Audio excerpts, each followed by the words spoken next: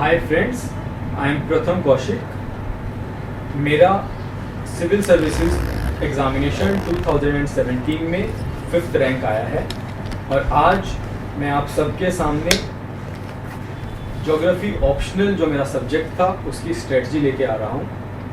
मैं इस वीडियो में अपनी ज्योग्राफी की पूरी प्रिपरेशन को एक्सप्लेन करूँगा, पूरी स्ट्रेटजी को एक्सप्लेन करूँगा, सारे रेफरेंस सोर्सेज जिन जिन किताबों से मैंने पढ़ाई करी वो सभी मैं आपको एक्सप्लेन करूँगा। मेरे ज्योग्राफी में टोटल 327 मार्क्स हैं। पेपर 1 में 166 और पेपर 2 में 161। तो सबसे पहले मैं आपको जनरल ओवरव्यू एक ज्योग्राफी ऑप्शनल का देना चाहता हूँ। देखिए, मेरा कोई ज्योग्राफी का बैकग्राउंड नहीं था, मैं एक इंजीनियरिंग स्टूडेंट हूँ और मैंने ज्योग्राफी ऑप्शनल इसलिए लिया क्योंकि थोड़ा सा टेक्निकल इन नेचर है। तो जनरली साइंस बैकग्राउंड के स्टूडेंट्स ज्योग्राफी ऑप्शनल को प्रेफर करते हैं क्योंकि उनका टेक्निकल और जो ह्यूमैनिटीज़ वाला एंगल है वो दोनों इसमें कवर होते हैं। और ज्योग्राफी स्कोरिंग सब्जेक्ट भी रहा है। पिछले कुछ सालों से ज्योग्राफी का क्वेश्चन पेपर थोड़ा सा अनकन्वेंशनल हो गया है, थोड़ा डिफिकल्ट हो गया है, बट अभी भी बेसिक बुक्स पे स्टिक करके आंसर राइटिंग प्रैक्टिस करके ज्योग्राफी ऑप्शनल में बहुत अच्छा स्कोर लाया जा सकता है। तो अगर हम जनरल टॉपिक्स की बात करें तो सबसे पहली चीज़ किसी भी एग्ज़ाम के लिए जो वैलिड है वो यहाँ पे भी वैलिड है कि आप ज्योग्राफी ऑप्शनल का सिलेबस उठाएं यूपीएससी का और उस सिलेबस को बहुत अच्छे से पढ़ें। आपको पूरा सिलेबस याद हो जाना चाहिए, आप पूरे सिलेबस के साथ कंफर्टेबल हो जाएं, क्योंकि जो भी क्वेश्चन पेपर आने वाला है वो सिलेबस के टॉपिक्स में से ही आएगा। ऐसा हो सकता है कि वो टॉपिक्स ऐसे रहे हों जो आज तक कभी पूछे नहीं गए यूपीएससी में, लेकिन अगर आप सिलेबस को अच्छे से फॉलो करते हैं तो आप सारे क्वेश्चंस को आंसर करने के लिए इक्विप हो जाएंगे, कैपेबल हो जाएंगे। दूसरा पॉइंट ये है कि आप जब भी कोई भी टॉपिक पढ़ें तो उस टॉपिक को एटलीस्ट 2 बार पढ़ें और 2 बार पढ़ने के बाद कोई भी प्रीवियस ईयर क्वेश्चन पेपर्स जो हैं, एक पूरा क्वेश्चन बैंक, कोई बुकलेट एक इस तरह की आप ले लें और उसमें प्रीवियस ईयर क्वेश्चन पेपर्स को आप देखें। उससे आपको ये आइडिया मिलेगा कि किस तरह के क्वेश्चंस यूपीएससी पूछ रही है। तो उससे 2 फायदे होंगे। एक तो आपको अपनी तैयारी का पता चल जाएगा कि आपने वो वाला जो टॉपिक पढ़ा है उसका जो क्वेश्चन है उसको आप कितने हद तक आंसर कर पा रहे हैं। और दूसरा जो उसका फायदा होगा वो ये होगा कि आपकी प्रीवियस ईयर क्वेश्चंस की आंसर राइटिंग प्रैक्टिस भी साथ में होने लगेगी। अब बात आती है नोट्स की। तो देखो, ज्योग्राफी का सिलेबस बहुत बड़ा है। इतने बड़े सिलेबस में अगर हम हर सब टॉपिक के नोट्स बनाने लगें तो बहुत ज़्यादा टाइम हमें लगेगा। तो उसकी बजाय हम स्टैंडर्ड बुक्स जो हैं उनमें अंडरलाइन कर सकते हैं, वहीं पे ही बुलेट पॉइंट के नोट्स छोटे छोटे लिख सकते हैं। जो क्लास नोटबुक्स हैं उनमें और पॉइंट्स को ऐड कर सकते हैं। तो इस तरह से हम नोट्स बनाने में इन्वेस्ट किया हुआ टाइम बचा सकते हैं। नोट्स सिर्फ उन्हीं टॉपिक्स के बनाएं जिनमें आपको बहुत ज़्यादा दिक्कत आ रही है। ऐसा करने से समय की भी बचत होती है और जो समय बचता है उसी समय में आप एक बार और सिलेबस को आप पढ़ पाते हैं। उसके बाद पेपर 1 में अगर आप देखेंगे तो क्वेश्चन पेपर में स्पेशल फोकस जो है वो कुछ टॉपिक्स पे होता है। जैसे अगर जियोमॉर्फोलॉजी की बात करें तो एक्सोजेनेटिक फोर्सेस के ऊपर स्पेशल फोकस है। हम शुरुआत में अर्थक्वेक्स, वल्केनिज्म, प्लेट टेक्टोनिक्स ये सब पढ़ने में बहुत ज़्यादा टाइम लगा देते हैं और जब तक हम थ्योरीज ऑफ लैंडफॉर्म डेवलपमेंट तक पहुंचते हैं तब तक हमारा जियोमॉर्फोलॉजी के अंदर इंटरेस्ट भी खत्म हो जाता है, बर्डन भी लगने लगता है। तो इसलिए जो आप क्वेश्चन पेपर्स जब पढ़ेंगे तो उनसे आपको आइडिया लगेगा कि यूपीएससी किन सब टॉपिक्स पे फोकस कर रही है और हम उन्हीं सब टॉपिक्स के ऊपर हम प्रिपरेशन में भी फोकस करेंगे। जैसे मैंने आपको एग्जांपल दिया कि जियोमॉर्फोलॉजी में एक्सोजेनेटिक फोर्सेस के ऊपर यूपीएससी का फोकस है। ऐसे ही perspectives in human geography, geographical thought के अंदर यूपीएससी का फोकस पोस्ट क्वांटिटेटिव रेवोल्यूशन की चीजों पे है। लास्ट ईयर का क्वेश्चन भी क्वांटिटेटिव रेवोल्यूशन पे था, इस बार का क्वेश्चन करंट पैराडाइम्स के ऊपर था। तो इससे हम अपनी तैयारी को और ज्यादा एफिशिएंट बना सकते हैं। उसके बाद बात आती है कि पेपर 1 और पेपर 2 के सिलेबस को किस तरह से पढ़ा जाए। तो देखिए, पॉपुलेशन एंड सेटलमेंट जो टॉपिक है वो पेपर 1 में भी है, पेपर 2 में भी है, तो हम उसको अलग अलग नहीं पढ़ सकते। हमें सबसे पहले वहाँ की उस पॉपुलेशन एंड सेटलमेंट का पेपर 1 का पार्ट पढ़ना पड़ेगा और साथ में पेपर 2 का। तो इस तरह के टॉपिक्स जो दोनों पेपर में कवर हो रहे हैं उनको हमें साथ में तैयार करना चाहिए। आंसर लिखते टाइम हम ऐसा कर सकते हैं कि पेपर 1 के आंसर में थ्योरेटिकल रहें और पेपर 2 के आंसर में इंडिया के एग्जाम्पल्स पे फोकस करें। अब मैं पूरा जो सिलेबस है 20 सब टॉपिक्स हैं, 20 सब टॉपिक्स, उनमें टॉपिक वाइज मैं डिस्कस करूंगा कि किस तरह से पढ़ा जाए और किस तरह से आंसर को अटेम्प्ट किया जाए। तो सबसे पहले जियोमॉर्फोलॉजी। जियोमॉर्फोलॉजी के लिए जो सविंदर सिंह की बुक है जियोमॉर्फोलॉजी टाइटल से, मोटी बुक है, वो सिर्फ जियोमॉर्फोलॉजी की बुक है, वो पढ़नी बहुत जरूरी हो गई है क्योंकि जियोमॉर्फोलॉजी के क्वेश्चंस हर साल बहुत ज्यादा डीप आ रहे हैं। तो इस वजह से हमें जियोमॉर्फोलॉजी वाली किताब पढ़नी है। उसका भी वो भी सारी नहीं पढ़नी है शुरू से लेके लास्ट तक। उसमें भी जब आप सिलेबस और प्रीवियस ईयर के क्वेश्चन पेपर देखेंगे तो आपको पता लगने लगेगा कि ये वाले टॉपिक्स हैं जिन पे यूपीएससी फोकस कर रही है। जैसे उसमें थॉर्नबरी की कुछ कंसेप्ट्स हैं सेकेंड चैप्टर के अंदर, वो 8-9 कंसेप्ट्स डायरेक्टली यूपीएससी पूछ सकती है, वो बहुत ज्यादा इंपॉर्टेंट हो जाते हैं। उसमें थ्योरीज ऑफ लैंडफॉर्म डेवलपमेंट हैं, वो बहुत ज्यादा इंपॉर्टेंट हो जाती हैं। जो इस तरह के टॉपिक्स हैं, इरोजन सरफेसेस जैसे topic, slope development, hill slope का चैप्टर उस बुक में बहुत ज्यादा इंपॉर्टेंट चैप्टर है। इसके साथ आप कुछ जो कोचिंग इंस्टीट्यूट्स हैं उनका मटेरियल भी रेफर कर सकते हैं। इसमें 500 प्लस प्रोग्राम है हिमांशु सर का, उनका बहुत ज़्यादा कंटेंट के मामले में वो काफ़ी ज़्यादा एनरिच्ड मटेरियल होता है। शब्बीर सर की टेस्ट सीरीज़ है, वो भी काफ़ी क्रूशियल रहती है, कुछ टॉपिक्स में बहुत अच्छा एक्सप्लेनेशन उनका रहता है। तो ये जो 2 रिसोर्सेज हैं यही मेरी तैयारी का बेस रहा है और इनसे मैं ये मानता हूँ कि कंटेंट के अंदर इन दोनों चीज़ों को अगर हम बुक्स के साथ सप्लीमेंट करें तो कंटेंट की प्रॉब्लम हमें नहीं आएगी। ज्योग्राफी जियोमॉर्फोलॉजी के अंदर जब हम एक्सप्लेन करने लगते हैं तो वहाँ एक बहुत इंपॉर्टेंट चीज़ है डायग्राम्स बनाना। और जो कुछ टॉपिक्स हैं जैसे जियोमॉर्फिक साइकिल्स हैं, वहाँ उसमें डायग्राम्स बहुत ही ज़्यादा स्पेसिफिक बनाने पड़ेंगे।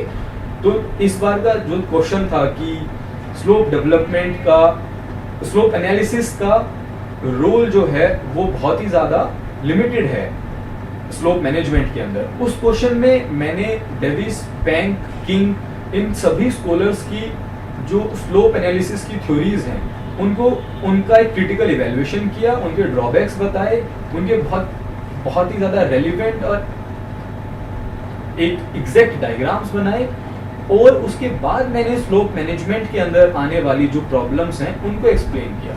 इससे आपका पूरा जो एग्जामिनर के ऊपर इम्पैक्ट है वो बहुत पॉजिटिव जाता है। फिर क्लाइमेटोलॉजी एंड ओशियनोग्राफी, तो ये दोनों जो टॉपिक्स हैं इनमें से कन्वेंशनल क्वेश्चंस ही आ रहे हैं जनरली, तो इनको सविंदर सिंह की फिजिकल ज्योग्राफी वाली बुक से और क्लास नोट्स से काफ़ी अच्छे से प्रिपेयर किया जा सकता है।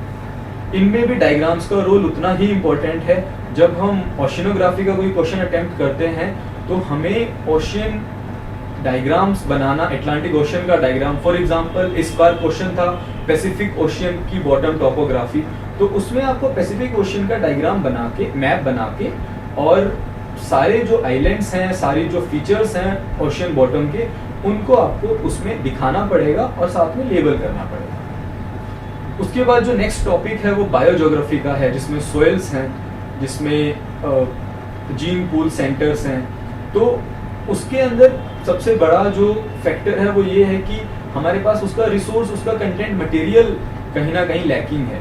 तो उसके लिए हम जो एनवायरनमेंट ज्योग्राफी की बुक है, सविंदर सिंह एनवायरनमेंट ज्योग्राफी, उस बुक से हम कुछ टॉपिक्स उठा सकते हैं जोगिंदर सिंह की फिजिकल ज्योग्राफी की बुक का लास्ट में कुछ चैप्टर्स बायो ज्योग्राफी से हैं, वहाँ से हम पढ़ सकते हैं। और इंटरनेट की इसमें बहुत ज़्यादा ज़रूरत हमें पड़ेगी। जो भी सब टॉपिक्स इस सिलेबस में मेंशन हैं, आप सभी को इंटरनेट पे सर्च करें और फिर उनसे आप अपने खुद के छोटे छोटे नोट्स बना लें।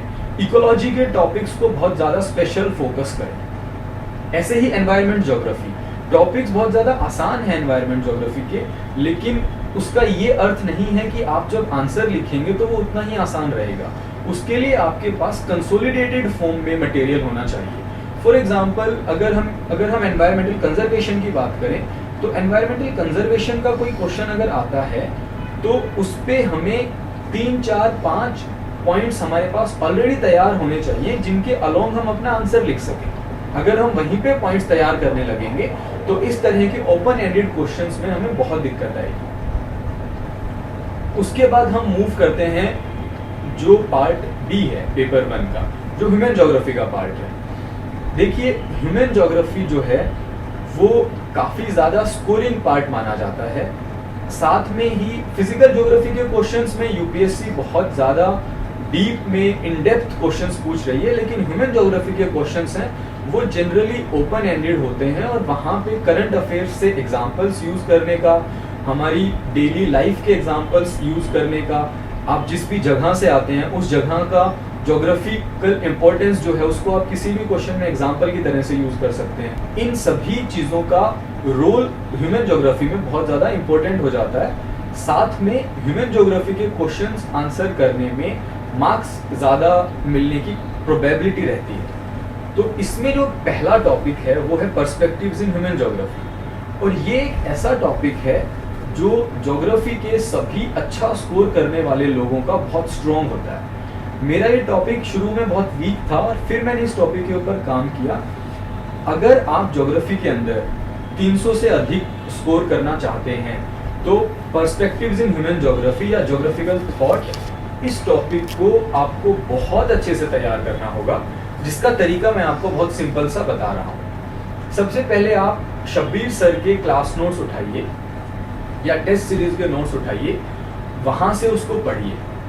उससे आपको ज्योग्राफिकल थॉट का क्रोनोलॉजिकल ऑर्डर पता लगेगा, आपको एवोल्यूशन ऑफ ज्योग्राफिकल थॉट बहुत अच्छे से पता लगेगा। उसके बाद आप आर.डी. दीक्षित और सुदीप्ता अधिकारी, आर.डी. दीक्षित आपको पूरी पढ़नी पड़ेगी और सुदीप्ता अधिकारी में से आप वो टॉपिक्स पढ़िए जो या तो आर.डी. दीक्षित में अच्छे से कवर नहीं हुए हैं, जैसे कि डिटर्मिनिज्म और पॉसिबिलिज्म के ऊपर अलग चैप्टर है सुदीप्ता अधिकारी के अंदर, वो टॉपिक्स आप सुदीप्ता अधिकारी की बुक से पढ़िए। उसके बाद जब ये 3 रिसोर्सेज आप पढ़ लेंगे ना, तो आपको इसमें बहुत ही ज़्यादा कंफर्ट फील होने लगेगा। इस टॉपिक के साथ कंफर्टेबल होना बहुत ज़रूरी है। उसके बाद आप 500 प्लस जो प्रोग्राम है उसके नोट्स, आप वहाँ पे जो क्वेश्चन आंसर्स जो हैं वो आप पढ़िए। ये 4 चीज़ें आपको पढ़ना बहुत ज़रूरी है, मस्ट है। इसके बाद आपका पूरा पर्सपेक्टिव्स इन ह्यूमन ज्योग्राफी बहुत अच्छे से तैयार हो जाएगा। बहुत ही ज़्यादा मार्क्स फेचिंग एरिया है। जब हम इस टॉपिक के क्वेश्चन को आंसर करते हैं तो एग्जामिनर को ये लगता है कि ये स्टूडेंट ज्योग्राफी में इंटरेस्ट रखने वाला स्टूडेंट है और हो सकता है इसका ज्योग्राफिकल बैकग्राउंड भी रहा हो, तो उससे एक बहुत ही पॉजिटिव इंप्रेशन जाता है एग्जामिनर के ऊपर और बहुत ज़्यादा अच्छा स्कोर करने का स्कोप होता है। इसको तैयार करने का एक तरीका ये है कि देखिए बहुत वास्ट है, इसका भी सिलेबस कंट्रोल करना बहुत मुश्किल होता है, तो इसलिए आप इसमें किसी भी टॉपिक के छोटे छोटे पॉइंट्स बनाइए, जैसे पॉइंटर्स जो हमें डायरेक्ट कर सके आंसर लिखने के लिए। जैसे इस बार का अगर क्वेश्चन था टाइम ज्योग्राफी का, उसकी मैं बात करूं तो उसमें मेरे पास हेगरस्टैंड की टाइम ज्योग्राफी, उसमें मेरे पास रेडिकल ज्योग्राफर्स का हिस्टोरिकल ज्योग्राफी और डार्विन का थ्योरी ऑफ एवोल्यूशन, ये जो 3 कॉन्ट्रीब्यूशंस ज्योग्राफिकल थॉट में रहे हैं, ये तीनों के अलोंग मैंने अपना आंसर लिखा क्योंकि ये तीनों मेरे पास पॉइंट्स तैयार थे। इसी तरह से जो करंट पैराडाइम्स इन ज्योग्राफी का क्वेश्चन था, उसके अंदर आप देखिए क्वांटिटेटिव रेवोल्यूशन के बाद का वो पैराडाइम्स पूछे गए थे। उसमें जो ह्यूमनिस्ट ज्योग्राफी के पैराडाइम्स है, फिनोमिनलिज्म है, एग्जिस्टेंशियलिज्म है, आइडियलिज्म है, ये जो आप पॉइंट्स हैं ये आप तैयार कर सकते हैं। उसमें साथ में आप लिख सकते हैं कि जो करंट पैराडाइम्स के अंदर वेलफेयर ज्योग्राफी से इवॉल्व हुए पैराडाइम्स जो हैं, जैसे कि फेमिनिस्ट ज्योग्राफी का पैराडाइम है, एनवायरमेंटलिज्म का पैराडाइम है, रेडिकल ज्योग्राफी का नया पैराडाइम इवॉल्व हुआ, रीजनल ज्योग्राफीज नए तरीके से इवॉल्व हुई, क्योंकि आज हमारी जो दुनिया की प्रॉब्लम्स हैं जो वो सब रीजनल हो चुकी हैं। साउथ एशिया की अलग प्रॉब्लम्स हैं, यूरोप की अलग प्रॉब्लम्स हैं, अफ्रीका की अलग प्रॉब्लम्स हैं, जापान की अलग प्रॉब्लम्स हैं, अमेरिका की अलग प्रॉब्लम्स हैं। तो सारे ज्योग्राफर्स का फोकस वापस से सिस्टेमेटिक ज्योग्राफी की जगह रीजनल ज्योग्राफी पे शिफ्ट हो गया। ये भी एक करंट पैराडाइम इवॉल्व हो रहा है। इस तरह की बातें, इस तरह की एग्जांपल्स पेपर में लिखने से मार्क्स ज़्यादा मिलने की पॉसिबिलिटी रहती है। उसके बाद अगला टॉपिक है regional development and planning, economic geography. इन सब के लिए एनसीईआरटी बहुत अच्छा सोर्स है। 11th और 12th की एनसीईआरटीज में काफ़ी एग्जांपल्स हैं, काफ़ी केस स्टडीज़ हैं, और साथ में आप जो भी टॉपिक्स हैं उनको गूगल करें, उनको इंटरनेट की हेल्प से आप उनके नोट्स बनाएं, क्योंकि इनका कंसोलिडेटेड सोर्स हमारे पास अवेलेबल नहीं है। उसके बाद अगला जो टॉपिक आता है वो है मॉडल्स एंड थ्योरीज का। मॉडल्स एंड थ्योरीज का जो टॉपिक है उसमें जितने भी थ्योरीज और मॉडल्स मेंशन्ड हैं वो माजिद हुसैन की मॉडल्स वाली बुक से आप पढ़ी जा सकती हैं वो सारी चीज़ें, और वो लिमिटेड हैं, वो इवॉल्व नहीं हो रही हैं, फिक्स हैं। तो आई विल रिकमेंड कि आप उन सभी को बहुत अच्छे से याद कर लें, और अगर उनका क्वेश्चन एग्जाम में आता है तो आप उस क्वेश्चन को अटेम्प्ट करें। उसमें डायग्राम्स भी आप बहुत अच्छे से बना सकते हैं, उन डायग्राम्स की आप प्रैक्टिस भी कर सकते हैं पहले से, जो एक्यूरेट आप डायग्राम बना सकते हैं। फिर पॉपुलेशन एंड सेटलमेंट ज्योग्राफी, ये एक और स्कोरिंग टॉपिक है जो पेपर 1 का बहुत स्कोरिंग टॉपिक है। इसके अंदर, इसमें सेटलमेंट ज्योग्राफी के अंदर बहुत सारे डायग्राम्स आप बना सकते हैं, और जो स्पेसिफिक डेफिनेशंस हैं, टर्म्स हैं, जैसे कॉनरबेशन, मेट्रोपॉलिटन रीजन, स्लम्स, इन सब टर्म्स को आप एग्जैक्ट डेफिनेशंस इनकी याद करें, ये किन किन लोगों के कंसेप्ट्स थे वो याद करें, और फिर एग्जाम्पल्स की तरह से इन क्वेश्चंस को अटेम्प्ट करें। पॉपुलेशन ज्योग्राफी के क्वेश्चन में थोड़ा सा डेटा कि इंडिया का पॉपुलेशन डेंसिटी का डेटा, इंडिया का पॉपुलेशन का डेटा, वर्ल्ड का थोड़ा सा पॉपुलेशन का डेटा, लास्ट ईयर का क्वेश्चन लाइफ एक्सपेक्टेंसी का क्वेश्चन था, उसमें हल्का आइडिया होना कि लाइफ एक्सपेक्टेंसी लगभग कितनी है वही सफिशिएंट रहता है, ताकि हम मैप के थ्रू इस तरह से दिखा सकें कि reasons of low life expectancy, reasons of average life expectancy and reasons of high life expectancy. इस तरह से हम मैप के थ्रू थोड़ा सा डेटा का अगर हमें आइडिया है तो हम इस क्वेश्चन पॉपुलेशन ज्योग्राफी के क्वेश्चंस को बहुत अच्छे से अटेम्प्ट कर सकते हैं। उसके बाद अगला अगर हम मूव करें पेपर 2 के ऊपर, तो देखो पेपर 2 इंडियन ज्योग्राफी का पेपर है, बहुत ही ज़्यादा जीएस सेंट्रिक रहता है। इसमें डिफरेंस क्रिएट करने के लिए सबसे इम्पोर्टेंट है एक ज्योग्राफिकल पर्सपेक्टिव प्रोवाइड कराना। अगर हम जीएस वाले आंसर्स लिखेंगे तो we will not get very good marks, लेकिन अगर हम इसमें ज्योग्राफिकल पर्सपेक्टिव से आंसर लिखेंगे तो विल गेट गुड मार्क्स। मैं आपको बताऊंगा कि ज्योग्राफिकल पर्सपेक्टिव हम किस तरह से लेके आ सकते हैं, पर पहले बात करते हैं इसके स्टडी मटेरियल की। तो सबसे इम्पोर्टेंट और सबसे क्रूशियल जो बाइबल है पेपर 2 के लिए वो है डी.आर. खुल्लर।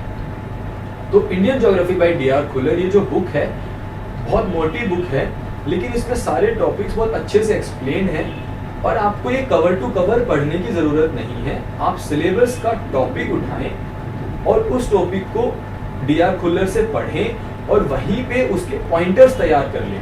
देखो इतनी बड़ी किताब में से अगर हम नोट्स बनाने लगेंगे ना, बड़े बड़े नोट्स, तो वो 1000 पेज की किताब आप 300 पेज तक ला पाएंगे, लेकिन अगर वो 1000 पेज की किताब आपको 50 पेज में लेके आनी है तो आपको पॉइंटर्स बनाने पड़ेंगे। तो हर टॉपिक से आप कुछ पॉइंटर्स बनाइए डी.आर. खुल्लर की बुक से, जो आपको किसी भी क्वेश्चन को आंसर करने में गाइड करेंगे। आपका जो कंटेंट होगा वो करंट अफेयर्स से आएगा। उसके लिए आप जो करंट अफेयर्स का जो भी मटेरियल आप पढ़ रहे हैं अपने जीएस के लिए, वहां से एग्जाम्पल्स को बहुत सारा यूज करें। साथ में मैप्स आपको बहुत ज़्यादा बनाने पड़ेंगे। तो डी.आर. खुल्लर में जो ऑलमोस्ट हर टॉपिक के रिगार्डिंग उसमें मैप्स अवेलेबल हैं, तो वो जो मैप्स हैं उनको आप सिंप्लीफाई कर लीजिए। उन मैप्स को देखिए, जैसे रोड डेंसिटी की अगर बात करें तो रोड डेंसिटी का मैप अगर आप डीआर खुल्लर में देखेंगे तो बहुत ही स्पेसिफिक होगा, एग्जैक्ट वैल्यूज होंगी, इस स्टेट में इतना है या इस पर्टिकुलर रीजन में इतना है। उसका सिंपल तरीका ये है कि आप उस मैप को अपनी कॉपी में सिंप्लीफाई कर लें। सिंप्लीफाई करने के कुछ तरीके मैं आपको बताता हूँ। जैसे सबसे पहला है कि आप एग्जैक्ट जो फिगर है वो याद ना करें, आप सिर्फ ये याद करें कि लो कहाँ है, मीडियम कहाँ है और हाई कहाँ है। फॉर एग्जांपल पॉपुलेशन डेंसिटी लो जो एरियाज हैं, माउंटेनियस एरियाज हैं, डेजर्ट एरियाज हैं, वो फॉरेस्ट एरियाज हैं, वो आप याद करें। मीडियम कहाँ पे है, जो प्लेट्यू एरियाज हैं, और हाई डेंसिटी कहाँ है, जो प्लेन्स एरियाज हैं। तो ये हम सभी जानते हैं कि इंडिया में प्लेन्स कहाँ हैं, प्लेट्यूज कहाँ हैं और हिल्स कहाँ हैं। इसी नॉलेज के बेसिस पे आप पॉपुलेशन डेंसिटी का बिना स्पेसिफिक डेटा याद करे भी आप एक अच्छा मैप बना सकते हैं। इसको और सब्सटेंशिएट करने का एक तरीका ये है कि हम नेशनल एवरेज हमें याद होनी चाहिए, जो हमें सबको ज्योग्राफी ऑप्शनल के स्टूडेंट्स को बेसिक जो डेटा है पॉपुलेशन का वो याद होना चाहिए। तो जो नेशनल एवरेज में हम मैप इस तरह से बना सकते हैं, सिंप्लीफाई कर सकते हैं, below national average, at national average and above national average. तो खुल्लर से इन मैप्स को इस तरह से सिंप्लीफाई किया जा सकता है। उसके बाद हम फ्लो लाइंस बना सकते हैं। फॉर एग्जांपल अगर हमें माइग्रेशन दिखाना है तो हमें माइग्रेशन का एग्जैक्ट डेटा याद होना जरूरी नहीं है। हम दिखा सकते हैं इंडिया का मैप बना के कि बिहार से हमने एक लाइन स्टार्ट करी टुवर्ड्स दिल्ली, एक स्टार्ट करी टुवर्ड्स महाराष्ट्र, टुवर्ड्स मुंबई, एक करी टुवर्ड्स बैंगलोर। तो बेसिकली हम उन फ्लो लाइंस के थ्रू ये दिखा रहे हैं कि ये माइग्रेशन का पैटर्न है। हम ऐसे ही मैप्स लैंग्वेज के लिए भी बना सकते हैं कि फॉर एग्जांपल हमने जो मथुरा वाला रीजन है, ब्रज भाषा वाला रीजन है, वहां से हमने वो लैंग्वेज का अर्थ है हिंदी का, तो वहां से हमने स्टार्ट किया और पंजाब की तरफ, बिहार की तरफ, राजस्थान की तरफ, एमपी की तरफ हमने फ्लो लाइंस बना दी, जिससे हम ये बताना चाह रहे हैं एग्जामिनर को कि ये लैंग्वेज का अर्थ यहाँ पे था और लैंग्वेज फिर इस तरह से डिफ्यूज हुई है बाकी एरियाज में। इस तरह से हम मैप्स को सिंप्लीफाई कर सकते हैं। हमें बहुत स्पेसिफिक मैप्स बनाने की ना जरूरत है और ना ही इतने बड़े सिलेबस के स्पेसिफिक मैप्स हम बना सकते हैं। उसके बाद योजना और कुरुक्षेत्र का जो रोल है वो काफी ज्यादा इंपॉर्टेंट है। वहां से आप देखो, क्विकली रीड योजना, Kurukshetra and GNY, geography and you, इनको आप क्विकली पढ़ें। इनमें से सिर्फ आप केस स्टडीज निकालें। आप कंटेंट का काम यहाँ से नहीं बिल्ड कर सकते हैं, अंडरस्टैंडिंग आप यहाँ से नहीं बिल्ड, आप यहाँ से केस स्टडीज और एग्जांपल्स पिक करने का काम करें, उनको अपनी नोटबुक में नोट करें और कोशिश करें कि आप उनको एग्जाम में यूज कर सकें। उसके बाद जैसे कि शॉर्ट नोट्स की बात आती है, शॉर्ट नोट्स आपके पास होना बहुत जरूरी है। कुछ ऐसे टॉपिक्स के, मैंने जैसे अभी भी कहा कि एनवायरमेंटल कंजर्वेशन का अगर टॉपिक है वो बहुत आसान टॉपिक है। फ्लड्स, ड्राउट्स, ये सब बहुत आसान टॉपिक हैं जो पेपर 2 का जो 10th टॉपिक है कंटेम्प्रेरी इश्यूज वाला, उसके जो टॉपिक्स हैं वो बहुत आसान टॉपिक है, लेकिन उनके ऊपर आए हुए सवाल का जवाब देना थोड़ा मुश्किल हो जाता है क्योंकि हम अपने मटेरियल को कंसोलिडेट नहीं कर पाते। उसका तरीका यही है कि आपके पास फ्लड्स के ऊपर 4-5 ऑलरेडी पॉइंट्स हों, छोटे छोटे बुलेट पॉइंट्स, कि फ्लड प्लेन जोनिंग का एग्जांपल दे सकते हैं। उसमें आप जो एंशिएंट टेक्निक्स थी फ्लड को मैनेज करने की, उसका एग्जांपल, 1-2 इस तरह की चीज़ें, जैसे वाटर हार्वेस्टिंग के थ्रू, ये जो 3-4 पॉइंट्स हैं ये आप एग्जांपल दे सकते हैं। ऑलरेडी पॉइंटर्स तैयार रख सकते हैं जिनके ऊपर आप आंसर करेंगे। तो इस तरह से हम पूरा पेपर 1 और पेपर 2 तैयार कर सकते हैं। स्टैंडर्ड बुक्स बहुत ज़्यादा ज़रूरी हैं। ज़्यादातर लोग जो कोचिंग इंस्टीट्यूट्स के मटेरियल्स हैं वहाँ तक अपने आप को लिमिटेड रखते हैं। यहाँ इससे क्या होता है कि जो थोड़ा सा भी अनकन्वेंशनल क्वेश्चन पेपर में आ रहा है, हम कॉन्फिडेंट नहीं हो पाते उसको आंसर करने के लिए। अगर आपने बुक्स से बहुत ज़्यादा एक्सटेंसिवली पढ़ा है तो आप कॉन्फिडेंटली उस क्वेश्चन को आंसर कर पाएंगे। अब सिलेबस पूरा करने के बाद सबसे ज़्यादा इंपॉर्टेंट जो चीज़ आती है वो आती है आंसर राइटिंग। आंसर राइटिंग के लिए 2 तरीके हैं। या तो आप खुद से जो यूपीएससी के प्रीवियस ईयर क्वेश्चंस पूछे गए हैं उनके या तो पॉइंटर्स यानी कि बुलेट पॉइंट्स तैयार करें या उनके आंसर्स लिखें। दोनों में से एक काम आपको करना पड़ेगा, क्योंकि कई बार ऐसा होता है कि क्वेश्चंस रिपीट हो जाते हैं। तो अगर उस टाइम पे आपके पास पॉइंटर्स हैं उसके जो आपने ऑलरेडी बना रखे हैं तो आंसर करना बहुत आसान हो जाता है। या फिर आप कोई टेस्ट सीरीज ज्वाइन कर सकते हैं जिसमें आप बार बार अगर टेस्ट लिखेंगे तो उससे आपको बहुत फायदा होगा।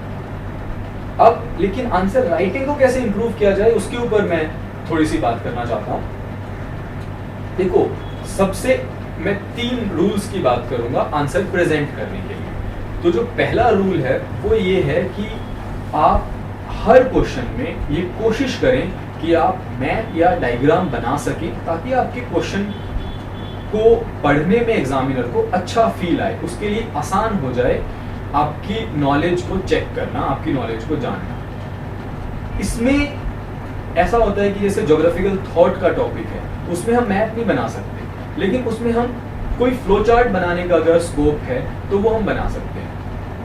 लेकिन और जैसे जियोमॉर्फोलॉजी का टॉपिक है, उसमें हम मैप भी बना सकते हैं कुछ क्वेश्चंस में, कुछ में डायग्राम्स भी बना सकते हैं। तो इस तरह के क्वेश्चंस के अंदर जब तक हम मैप्स और डायग्राम्स नहीं बनाएंगे, हमें अच्छे मार्क्स नहीं मिलेंगे। और मैप्स और डायग्राम्स हमें रेलिवेंट बनाना बहुत ज़रूरी है। ऐसा नहीं कि जो आता है वो बना दिया, जो पूछा गया है उसका मैप बनाना है, जो पूछा गया है उससे रिलेटेड डायग्राम्स बनाने।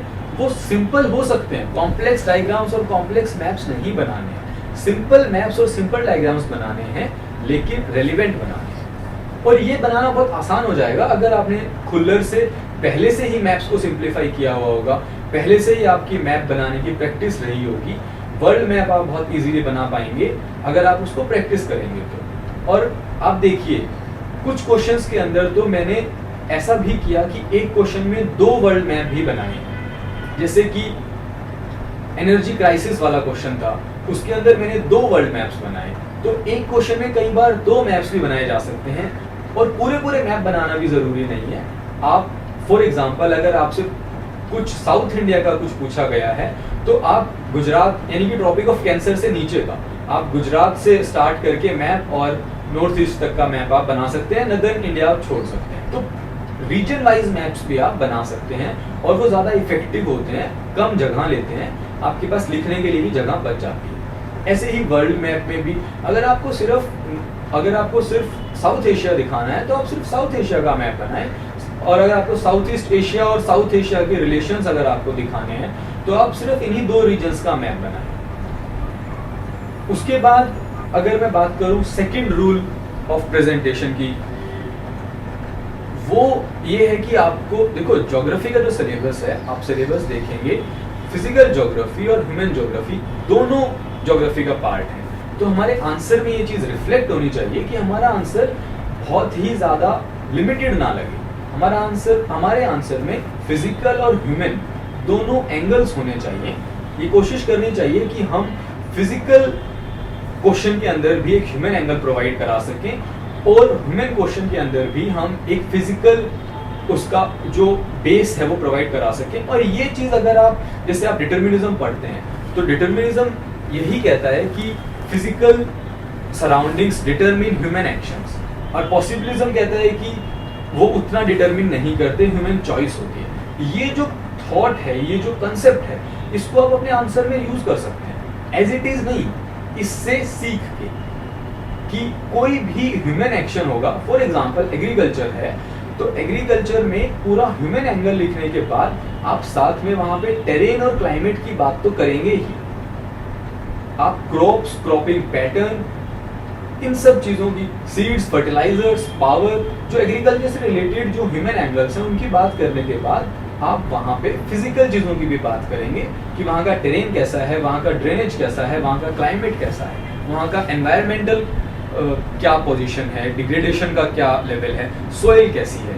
तो देखिए, एग्रीकल्चर, इंडस्ट्री, पॉपुलेशन, ये सब टॉपिक्स हैं जो कहीं ना कहीं फिजिकल ज्योग्राफी से प्रभावित होते हैं, फिजिकल ज्योग्राफी का रिजल्ट है। तो आप अपने आंसर में इनको यूज करिए। जैसे कि अगर सवाल पूछा गया है हिमालयन और पेनिनसुलर ड्रेनेज के डिफरेंस पे, तो आप उसमें केवल फिजिकल डिफरेंसेस की, रॉक स्ट्रक्चर का ये डिफरेंस है, उसमें रिवर रिजीम का ये डिफरेंस है, उन डिफरेंसेस के बाद आप साथ में मेंशन करें कि क्रॉपिंग पैटर्न का ये डिफरेंस है, water use in industrial areas में ये डिफरेंस है। इससे आपका आंसर होलिस्टिक लगता है। फिर आते हैं थर्ड रूल ऑफ प्रेजेंटेशन। ये सबसे ज्यादा जरूरी है। ये एक ऐसा तरीका है जिससे आप बहुत ही ज़्यादा ओपन एंडेड क्वेश्चंस को, बहुत ही ज़्यादा डिफिकल्ट क्वेश्चंस को बहुत अच्छे से हैंडल कर सकते हैं। और ये क्या है कि यूपीएससी का सिलेबस अपने आप में ज्योग्राफी का एक आंसर है, वो अपने आप में एक गाइडिंग लाइट है जिसके बेसिस पे आप आंसर लिख सकते हैं। तो आप जो भी आंसर लिख रहे हैं आप कोशिश करें कि आप सिलेबस के सारे पॉइंट्स को इंक्लूड करके और लिंक करके आप आंसर लिख सकें। मैं इसका एक उदाहरण देता हूं। तो जैसे इस बार क्वेश्चन था, explain the role of small towns in regional development process. इसके अंदर हम इस क्वेश्चन को बहुत अच्छे से स्ट्रक्चर कर सकते हैं अगर हम सिलेबस के पॉइंट्स उठाएं। जैसे आप पॉपुलेशन टॉपिक उठाइए, पॉपुलेशन का स्मॉल टाउन से अगर आप लिंक सोचेंगे तो आपको पता चलेगा कि माइग्रेशन में स्मॉल टाउन्स हेल्प करते हैं, काउंटर मैग्नेट्स का काम करते हैं, रिवर्स माइग्रेशन में हेल्प करते हैं, लिंक हो गया। उसके बाद आप इंडस्ट्री उठाइए, इंडस्ट्री में आप देखेंगे कि इंडस्ट्रियल डिसेंट्रलाइजेशन के थ्रू ये हेल्प करते हैं, जिससे ऐसा होता है कि जो बड़ी इंडस्ट्री है जैसे कि आयरन एंड स्टील इंडस्ट्री है, तो हम मिनी स्टील प्लांट्स के थ्रू स्मॉल टाउन्स के अंदर रीजनल डेवलपमेंट में काम आते हैं, वो हेल्प करते हैं। ऐसे ही अगर आप एग्रीकल्चर उठाएंगे तो आपको लिंक मिलेगा कि small towns act as the link between market and raw material for agriculture, कि रॉ मटेरियल विलेजेस से आ रहा है, मार्केट्स बिग सिटीज में हैं, तो वो लिंक का वहाँ काम करते हैं। ऐसे ही आप ट्रांसपोर्ट एंड ट्रेड से उठाएंगे तो आपको पता चलेगा कि ट्रांसपोर्ट में स्मॉल टाउन्स का हमें रोल ही तो जानना है, तो ट्रांसपोर्ट में स्मॉल टाउन्स का ये रोल है कि स्मॉल टाउन्स रोड से कनेक्टेड हैं, बिग सिटीज ट्रेन रेलवे से कनेक्टेड हैं, तो वो उसको कॉम्प्लीमेंट करने का काम करते हैं। उसके बाद कल्चरल सेटिंग जो टॉपिक है उसकी अगर बात करें, वहाँ पे स्मॉल टाउन्स का ये लिंक है कि स्मॉल टाउन्स एक ब्रदरहुड की बात करते हैं, कोहेसिव सोसाइटी स्मॉल टाउन से जनरेट होती है। 5-6 पॉइंट्स हमने सिलेबस के टॉपिक से जनरेट कर लिए। फिर साथ में हम यहाँ पे एनवायरनमेंट की बात कर सकते हैं, पेपर 1 से बायोज्योग्राफी की बात कर सकते हैं कि एग्रो फॉरेस्ट्री के लिए, सोशल फॉरेस्ट्री के लिए, एनवायरमेंटल कंजर्वेशन में स्मॉल टाउन्स का रोल। इससे क्या होता है कि देखो हमने पॉपुलेशन, एग्रीकल्चर, इंडस्ट्री, प्लानिंग में हम बात कर सकते हैं कि स्मॉल टाउन्स के अंदर पंचायती राज की बात कर सकते हैं कि रीजनल डेवलपमेंट प्रोसेस में स्मॉल टाउन्स का ये रोल है कि उन्होंने पॉलिटिकली बहुत ज़्यादा स्ट्रेंथन कर दिया है, bottom up approach of planning provide कराई है। तो ये सब चीज़ें देखो सिलेबस वाइज हम तैयार कर पा रहे हैं, इतने ओपन एंडेड क्वेश्चन को बहुत अच्छे से स्ट्रक्चर कर पा रहे हैं अगर हम सिलेबस के पॉइंट्स को इंक्लूड करें तो। इस तरह से हम अपने आंसर राइटिंग को इम्प्रूव कर सकते हैं। एक और चीज़ जो मेरे को काफ़ी क्यूरीज, काफ़ी क्वेश्चंस इस चीज़ के आते हैं कि पेपर जो है वो बहुत ज़्यादा अनकन्वेंशनल हो गया है। तो इनफैक्ट इस बार का अगर आप पेपर देखेंगे तो लगभग 100 से 150 नंबर का जो क्वेश्चन पेपर था वो काफ़ी अनकन्वेंशनल था। Pave theory of environmental management था, एलसी पेल्टियर था, चेरनोजम एंड सीरोजम सॉइल्स थे, सूडो वल्केनिज्म था। ये सब जो क्वेश्चंस थे ये जनरली हम स्टैंडर्ड बुक्स के अंदर नहीं पढ़ते हैं। तो इनको टैकल करने का क्या तरीका है, जो कंपल्सरी क्वेश्चंस हैं अगर आपने एक्सटेंसिवली पढ़ा होगा तो आप उनको लिंक कर पाएंगे। लिंक करना बहुत ज़रूरी है। तो जो मैं काफ़ी सालों से ज्योग्राफी पढ़ रहा हूँ और उसमें जो एक्सटेंसिवली बुक्स को पढ़ने की वजह से मैं इतना इक्विप्ड था कि जो क्वेश्चंस वहाँ पे डिफ़िकल्ट थे, जिन क्वेश्चंस को सभी स्टूडेंट्स बहुत ज़्यादा नहीं हैंडल करने की सिचुएशन में नहीं थे, उन क्वेश्चंस को भी मैं लिंक करके अच्छे से अटेम्प्ट कर पाया। और दूसरी तरह के जो क्वेश्चंस हैं कि pave theory of environmental management है, सीरोजम एंड चेरनोजम है, आप कोशिश करें कि जो क्वेश्चंस कंपल्सरी नहीं है, अगर वो हमने नहीं पढ़े हैं, वो अनकन्वेंशनल क्वेश्चंस हैं, तो आप उनको छोड़ सकते हैं। आप उन क्वेश्चंस को ना अटेम्प्ट करें। प्रेफरेबली जैसे मैंने कहा, आप ह्यूमन ज्योग्राफी को तैयार करें और फिजिकल ज्योग्राफी में भी आप वो वाले क्वेश्चंस चूज करें जहाँ पे आपके वो पढ़े हुए क्वेश्चंस हैं, क्योंकि इफेक्टिवली हमें 8 में से 5 क्वेश्चंस करने होते हैं। तो अगर कुछ पेपर अनकन्वेंशनल आता भी है तो उन 1-2 पर्टिकुलर क्वेश्चंस के ऊपर आप अपनी पूरी तैयारी को रिलाय मत करो, पूरी तैयारी को खराब मत करो। आप ये मत सोचो कि एक सूडो वल्केनिज्म का क्वेश्चन आने की वजह से आपको जियोमॉर्फोलॉजी पे बहुत ज़्यादा टाइम लगाना पड़ेगा। नहीं, आप जियोमॉर्फोलॉजी को जितना सिलेबस है प्रॉपर आप उतना ही पढ़ें, अच्छे से पढ़ें और इस तरह के अनकन्वेंशनल क्वेश्चंस को आप एक तो चूज करते टाइम भी छोड़ सकते हैं, और कंपलसरी क्वेश्चंस को आप लिंक करने की एबिलिटी जनरेट कर सकते हैं अगर आप एक्सटेंसिवली पढ़े होते हैं तो। उसके बाद जो बात आती है कोचिंग की या टेस्ट सीरीज की, तो देखिए कोचिंग्स और टेस्ट सीरीज जो भी हैं वहां से आप कंटेंट आप उठा सकते हैं। मार्केट में कोचिंग के टेस्ट जो लोग कोचिंग से या टेस्ट सीरीज अफोर्ड नहीं कर सकते हैं, उन लोगों के लिए भी कोई चिंता करने की बात नहीं है, क्योंकि ओल्ड राजेंद्र नगर की मार्केट्स के अंदर आपको सभी तरह का मटेरियल आपको इस शॉप्स पे मिलता है। वहां से आप वो मटेरियल उठाइए, सिलेबस, क्वेश्चन पेपर और वो मटेरियल, ये 3 चीजें और स्टैंडर्ड बुक्स, ये 4 चीजें आपकी ज्योग्राफी की कॉम्प्रिहेंसिव तैयारी करा सकती हैं। आंसर राइटिंग की प्रैक्टिस कीजिए, और वो प्रैक्टिस गलतियों के साथ बार बार नहीं, हर बार गलतियों को इम्प्रूव करके, हर बार मैप्स और डायग्राम्स को ज़्यादा बनाने की कोशिश करके, हर बार आंसर को ज़्यादा अच्छा स्ट्रक्चर देने की कोशिश करके कीजिए। ज्योग्राफी एक ऐसा सब्जेक्ट है जो कि करंट अफेयर्स के अंदर हेल्प करता है, करंट अफेयर्स से हेल्प मिलती भी है, जीएस के साथ लिंक भी है। इन सब चीज़ों का ओवरऑल हमें फ़ायदा होता है। और अगर ये फ़ायदा 2-3 अनकन्वेंशनल क्वेश्चंस आने की वजह से हम ऐसा सोचें कि बहुत डिफिकल्ट है ज्योग्राफी ऑप्शनल में स्कोर करना, तो ऐसा नहीं है। इस बार भी, लास्ट ईयर भी काफ़ी सारे लोगों ने ज्योग्राफी में अच्छा स्कोर किया है। ज्योग्राफी ऑप्शनल लेने वाले लोग टोटल स्टूडेंट्स का रफली 1/3 के आसपास या 1/4 के आसपास होते हैं। तो ऑब्वियसली ऐसे लोग ज़्यादा मिलेंगे आपको जिनका स्कोर उतना अच्छा नहीं आ पाया, लेकिन ऐसे भी लोग हैं जिन्होंने बहुत अच्छा स्कोर किया। तो हर ऑप्शनल के साथ सेम सिचुएशन है। तो आपको इस चीज़ से नहीं डरना है कि ज्योग्राफी एक स्कोरिंग ऑप्शनल नहीं बचा है, या ज्योग्राफी अनकन्वेंशनल हो गया, या ज्योग्राफी डिफिकल्ट है। वास्ट है, लेकिन उसका उतना ही फायदा जनरल स्टडीज में भी मिलता है। तो ओवरऑल आप अपनी खुद की स्ट्रेटजी बनाइए। मेरी बातों से आप कुछ सीख सकते हैं, जो स्पेसिफिक बातें आपको अगर इम्पोर्टेंट लगी हैं तो आप उनसे कुछ इनकॉर्पोरेट कर सकते हैं। खुद की स्ट्रेटजी बनाइए, खुद के वीक और स्ट्रॉन्ग एरियाज को आइडेंटिफाई करिए और उनके ऊपर काम करिए। आई होप कि आप ज्योग्राफी के अंदर या ओवरऑल एग्जाम के अंदर बहुत अच्छा स्कोर लेके आएंगे। हार्ड वर्क करिए। All the best. और keep watching DKT daily knowledge track, जो है वो बहुत ज़्यादा अच्छे वीडियोस, बहुत ज़्यादा मोटिवेशनल वीडियोस आप तक लेके आ रहे हैं। Keep watching DKT.